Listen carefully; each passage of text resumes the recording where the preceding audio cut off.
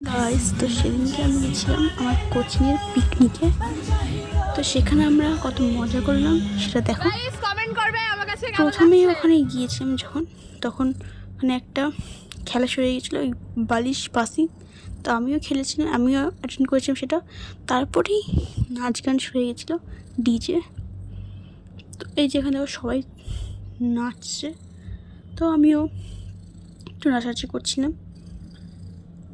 এখন আমি বসেছিলাম কারণ অনেকটাই নাচ করেছিলাম। তারপর আমি বসে পড়েছিলাম, তারপরেই আমরা খেতে বসে পড়েছিলাম।